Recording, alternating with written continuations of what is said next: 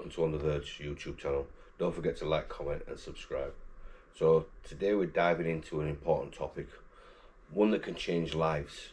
So we're going to be talking about early identification of neurodiverse conditions. Now, I need to make this clear, I'm not an expert on this. However, I believe I know enough to talk about it, and this comes from my experience of working with young people, and also the information that I've gathered along the way, and things also that I've looked up. Now, I'm also a firm believer in each one teach one, and that's another reason why I'm doing this today. So some of you might be thinking, what does neurodiverse even mean? Some of you may have heard of the word neurodiverse, but don't understand what it entails. You've probably heard words like autism, ADHD, dyslexia, which all these I will go into later. These labels are often thrown around, but neurodiversity is more than just labels. So, some of the things that you need to understand, and the question you're probably asking is what is neurodiversity? So neurodiversity is the idea that differences in the way our brains work, whether it's autism, ADHD, dyslexia or anything else, they aren't flaws or disorders to be fixed. They're natural variations in human thinking. So for years society has tried to correct neurodivergent people to make them fit into a system that wasn't designed for them. So people of a certain age will understand what I'm saying, because there wasn't anything in place back then in education, or back when I was in education, sorry. But what if instead of trying to change them, we change the system?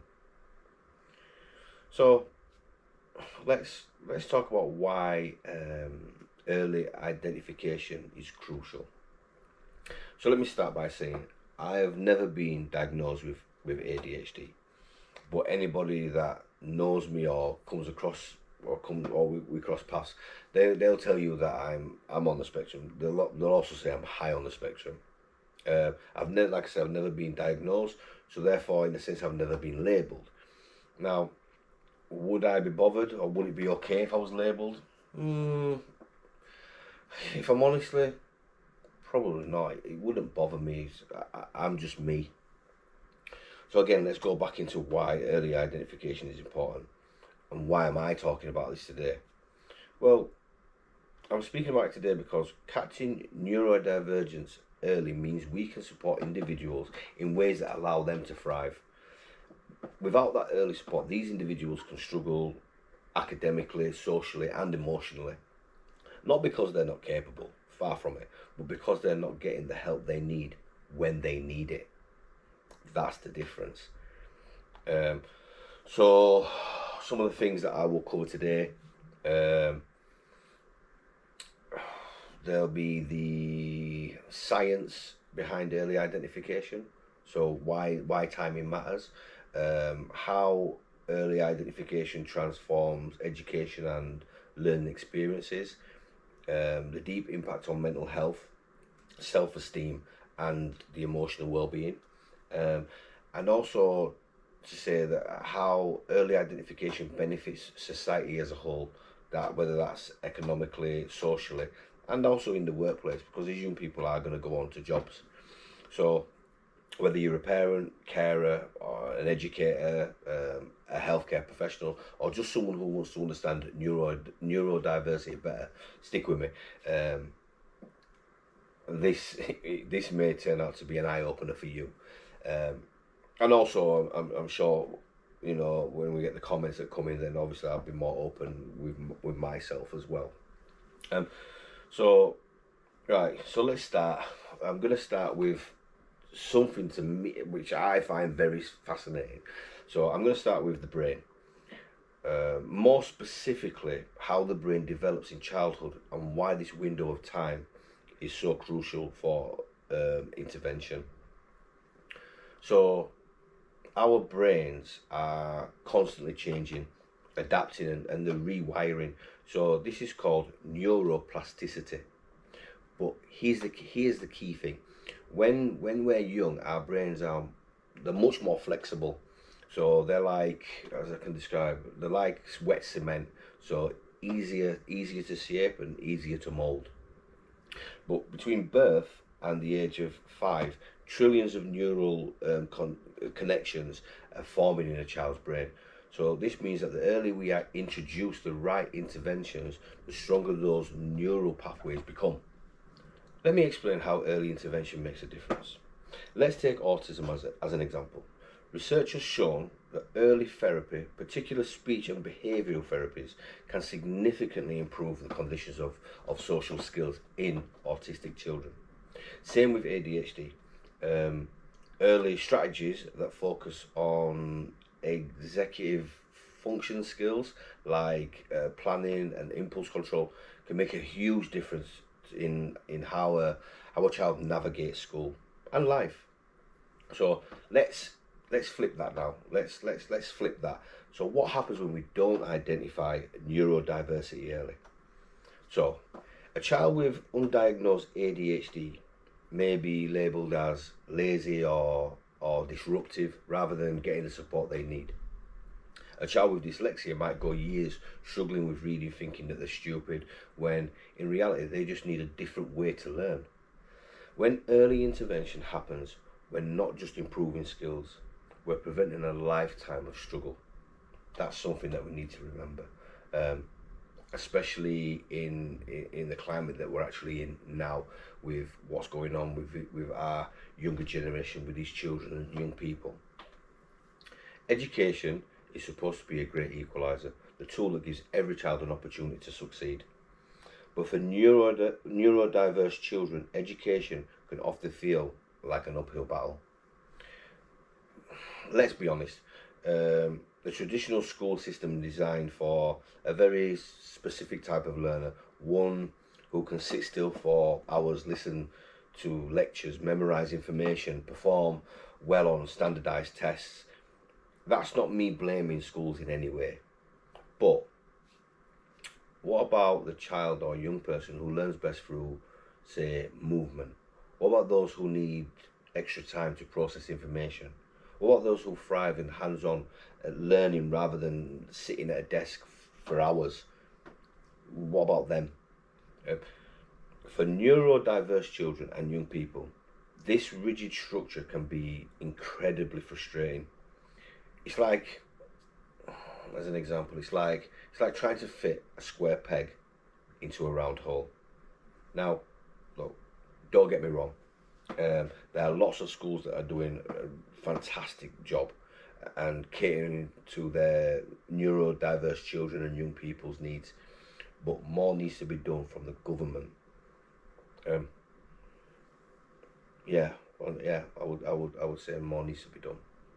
So let's talk about what happens when a neurodiverse child doesn't get identified early in school. So this can lead to many things. So this can lead to mislabeling and misunderstanding.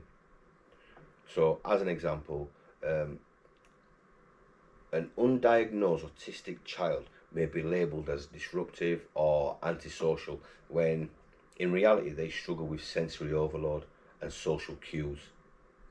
Another example is a child with ADHD may be told they're not trying hard enough when in fact their brains are wired to need more stimulation to stay engaged. A dyslexic student might spend years believing they're stupid simply because the process, because the way they process written words, they process it differently. So other things is like falling behind academically, can be an issue. So if a child struggles with reading, say, or writing or attention, but doesn't receive targeted support, they fall further and further behind their peers. And by the time they reach secondary school, the gaps in their learning can feel impossible to bridge, leading to frustration, anxiety, sometimes even dropping out of school altogether. Now, let's explain, or sorry, should I say, let me explain to you how early identification can change everything. So now let's imagine an alternate scenario. Imagine that from an early age we recognize these challenges and adjust the learning environment accordingly. Now, there is schools doing that, of course there is. But this is where individualized education plans, or also known as IEPs, become a game changer. Okay, so now is what is an IEP and how does that help? So an IEP stands for Individualized Education Plan. It's a customized roadmap for neurodiverse children and young people in education. It outlines exactly what accommodations and support they need to succeed.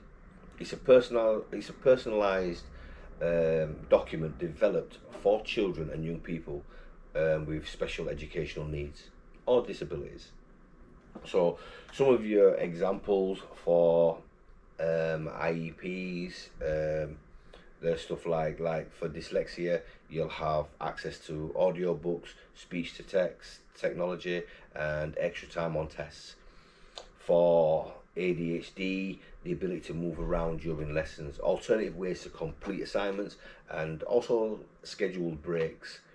So, and then finally for an autistic child or young person, a quiet workspace, structured routine, social skills training. These are the things that can help. Now, here's what can happen when we get it right. So there are absolutely countless success stories of neurodivergent individuals who flourish because they receive the right support early on. A child diagnosed with ADHD in primary education gets a plan with movement breaks, alternative learning strategies, and support from understanding teachers. By the time they reach secondary school, they've learned how to harness their energy into they've harnessed the energy into creativity and problem solving.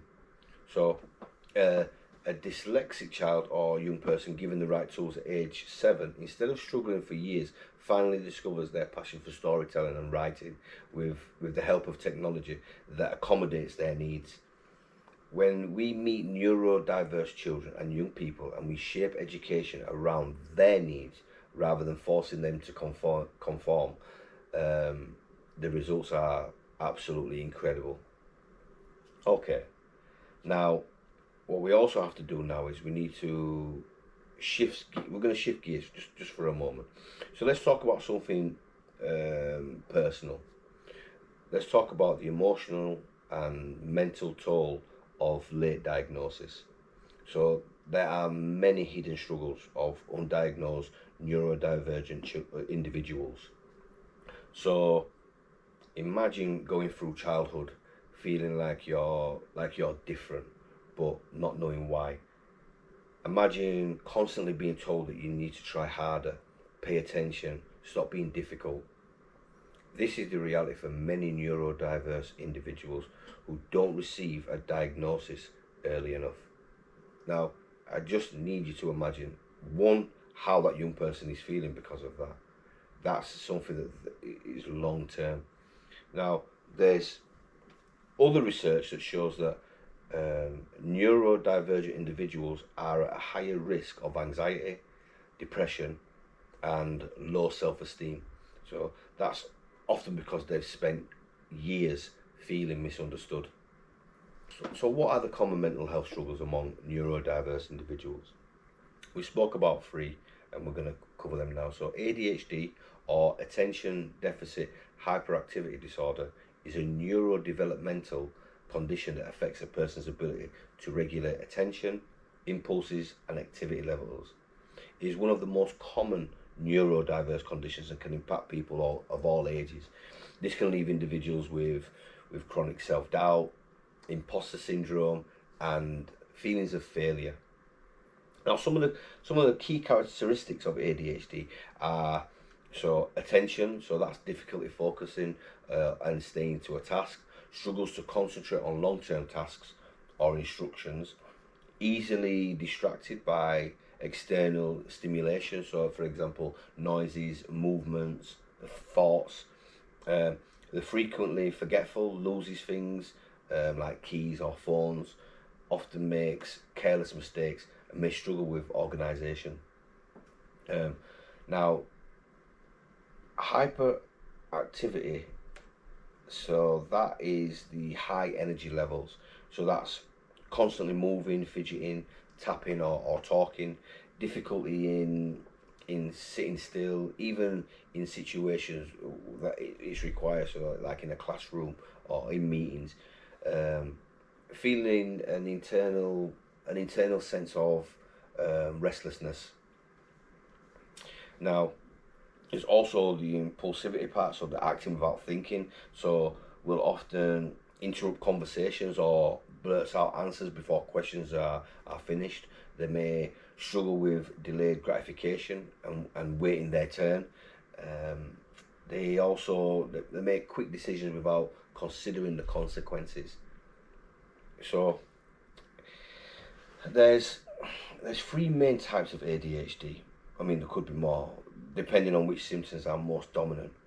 So predominantly inattentive type. So the predominantly inattentive type, formerly known as ADD, they have more issues with focus, forgetfulness, and organization. Yeah, and then you have predominantly hyperactive impulse type. So they have more issues with restlessness, impulsivity, and high energy. Then there is combined type, so which you can imagine is a mix of both inattention and hyperactivity, impulsivity. Now let's move on to autism. So autism, or autism spectrum disorder, also known as ASD, is also a neurodevelopmental condition that affects how a person communicates, interacts, experiences the world. It's called a spectrum disorder because it varies widely from person to person. So some individuals may need significant support in daily life, while others may be highly independent. Individuals can have social anxiety, sensory overwhelm, and difficulty forming relationships. Now, some of the key characteristics of autism, so like within social communication differences, so they may struggle with understanding social cues, body language, or tone of voice. Some may prefer direct, literal communication and find small talk difficult, and they might have difficulty initiating or maintaining conversations. They will often have repetitive behaviours and special interests as well. So they will engage in repetitive movements like rocking, hand flapping, or routines. I mean, I rock, and you see me, I talk a lot with my hands. Not that I'm just saying this is what I do. And may have intensive interest in specific topics like trains, space, or even history. They prefer predictable schedules and may find change very stressful. So maybe oversensitive, also known as hypersensitive to lights, sounds, textures, or even smells. There's also there might be undersensitive, so they're also known as hyposensitive, and seek more sensory input like touching certain textures or enjoying deep pressure. So they'll also have unique ways of thinking and learning. So some may have exceptional memory, deep focus on interest, or unique problem solving skills. Some can excel in areas like mathematics, music, art, or science. So finally we have dyslexia. So that's a neurological condition that affects a person's ability to read, write, and smell. Despite having average or above average intelligence, it's one of the most common learning differences, affecting approximately 1 in 10 people worldwide. So 1 in 10 people suffer from dyslexia. Individuals can be afraid of being or seeing or looked as stupid, avoidance of reading, writing, and frustration. Some of the key characteristics for dyslexia, so they may struggle with recognizing words and decoding them. Their reading may be slow and requires extra effort. They may often skip or misread words, so they'll have a difficulty in understanding what was just read.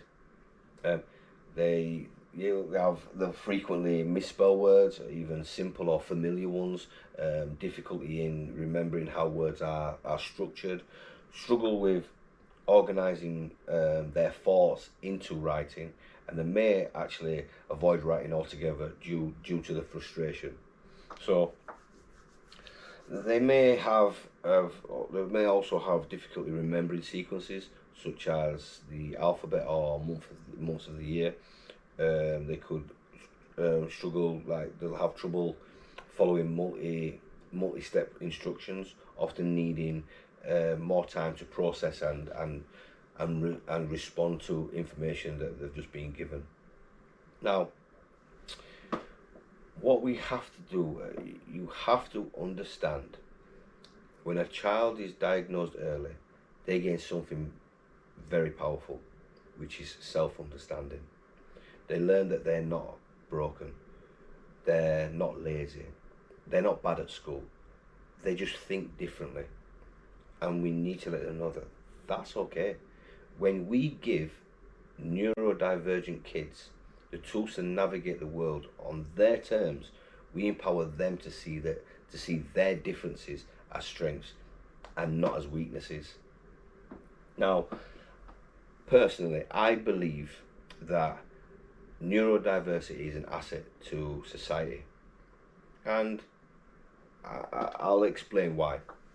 So let's think about what happens when a neurodivergent individual receives the right support to thrive in school and enter into the workplace. I mean, let's not forget some of the most brilliant minds in history, like Albert Einstein, Nikola Tesla, Steve Jobs. They were believed to be neurodivergent, and their unique ways of thinking led to groundbreaking discoveries. Now, please, let's not forget that early intervention reduces the long-term cost of special education and social services, and the workplaces that embrace neurodiversity see higher creativity, innovation, and productivity. So here's my call for a more inclusive society. Now, we need more employers, educators, policymakers, especially policymakers, to recognise that neurodivergence isn't a limitation, it's an asset. Remember, a world designed for neurodiverse thinkers is a world that thrives. So guys, I'm going to wrap this up. There's many more of these that I'm going to be doing on different subjects, so I'm going to wrap this one up, but I'm going to do it with a challenge. So if you're a parent or carer, then please trust your instincts. You know your child best. If you're an educator, please advocate for change. If you're neurodivergent yourself, I need you to know that you're not alone. Now, some of the key takeaways for today is early diagnosis changes lives. Education must be individualized.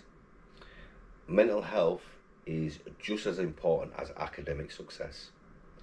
Society benefits when we support neurodiverse individuals. Let's create a world where every neurodivergent child is seen, supported, and celebrated for exactly who they are.